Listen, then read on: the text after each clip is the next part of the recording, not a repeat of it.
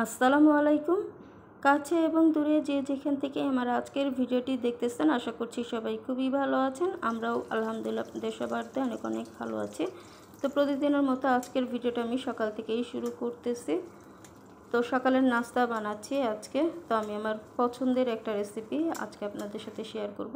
তো অনেক দিন পর আসলে এই রেসিপিটা করতেছি। তো প্রথমে চুলায় প্যান বসিয়ে তাতে তেল গরম করে নিয়েছি। এরপর পেঁয়াজ দিয়ে দিয়েছি। পেঁয়াজটা হালকা একটু নরম করে ভেজে নিয়েছি।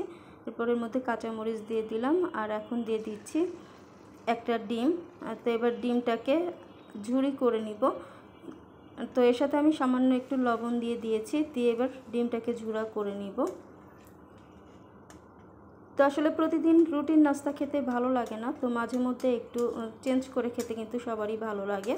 তো তাই ভাবলাম আজকে একটু চেঞ্জ করে নাস্তাটা তৈরি করি। তো এই যে ডিমটাকে পেঁয়াজের সাথে ভালো করে একটু নেড়েচেড়ে মিশিয়ে নিলাম। তো ডিমটাকে আমি একটু শক্ত করে ভেজে নিব, কারণ ডিমটা নরম করে ভাজলে কিন্তু আমার এই ভাত ভুনাটা খেতে ভালো লাগে না।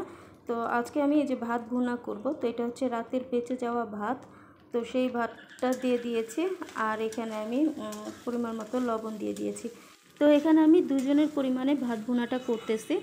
আমি আমার হাজব্যান্ড খাবো, তো আমার আম্মু আসলে ভাত ভুনা খায় না, কারণ আম্মু ফার্মের ডিমটা যেহেতু খায় না, তো এই জন্য আসলে এই ভাত ভুনাটা খাবে না। আম্মুর জন্য অন্য নাস্তা তৈরি করেছি। তো দুজনের জন্য যতটুকু ভাত লাগে, তো সেই ভাতের পরিমাণেই ভাত দিয়েছি, দিয়ে এটাকে একটু ভাজা ভাজা করে নিলাম। তো এই যে আমার ভাত ভুনাটা হয়ে গেছে। তো এখন ভাত ভুনাটা আমি বেড়ে নিচ্ছি। তো এটা আমার হাজব্যান্ডের জন্য। তো যেটা এখন হাজব্যান্ডকে দিয়ে আসবো, আর বাকিটা আমি খাবো। তো যাই হোক, সকালের নাস্তাটা সেরে নিচ্ছি।